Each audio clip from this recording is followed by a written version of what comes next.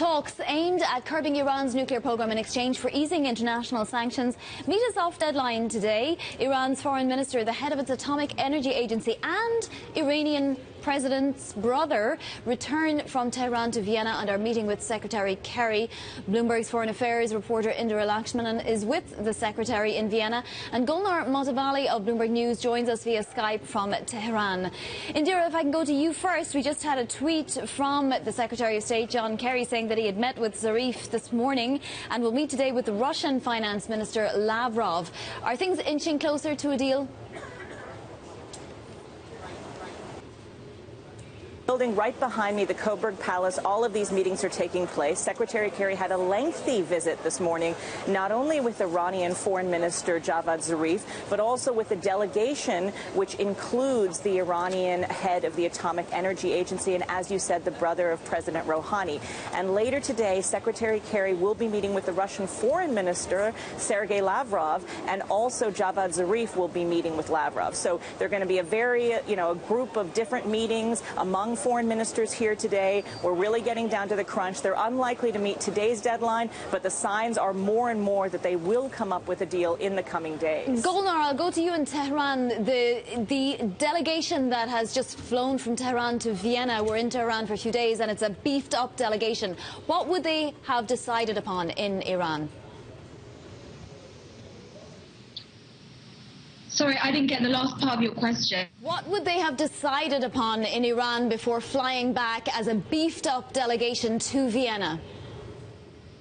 I think it's a sure sign that there's a sense that the deal is imminent. I think the interpretation from here, the fact that Zarif came to Tehran and is now returning to Vienna, with, as Indira said, Rouhani's brother and the head of the Atomic Energy Organization here, Dr. Salehi. I think that's a very interesting sign. That obviously there's a sense of imminence that within the next few days, there's going to be some crucial meetings going on. And I think the sense here in Iran is definitely that the deal feels inevitable.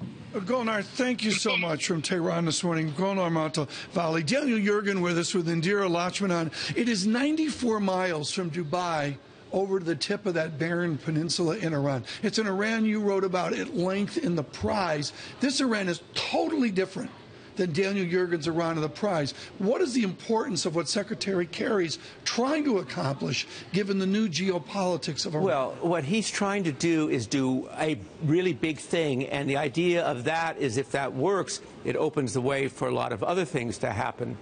And I think the fact that Salehi, the head of the Atomic Energy Commission, former foreign minister, MIT PhD in physics, is there with Ernie Moniz, our Secretary of Energy, means that they're really down to the fine points. But I think they have a view that if this works, this opens up a wider range of collaboration or communication, one should say, with Iran. And that's really the bet that's at the bottom of this. And the other point, of course, is the view, their argument is if you don't do it, it's going to be worse, because they'll go ahead anyway and have lots more centrifuges.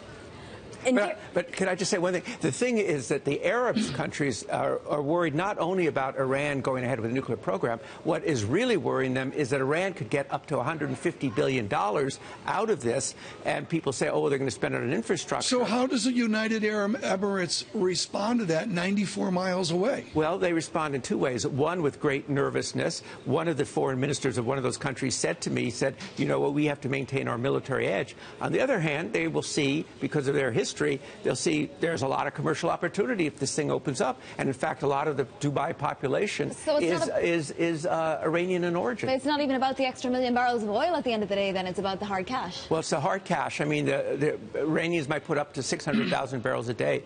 But if it Hezbollah costs $2 billion a year to run. So the argument is if you have $150 billion, maybe they have an extra $10 billion, the critics say, an extra $10 billion to play, to cause mischief. Well, some of the perspective. Daniel Yergin, thank you, and stay with us. And yes, we'll speak to Professor Yergin about Brazil here in a moment. Thank you to Indira Lashmanan and Golnar Motevalli as well.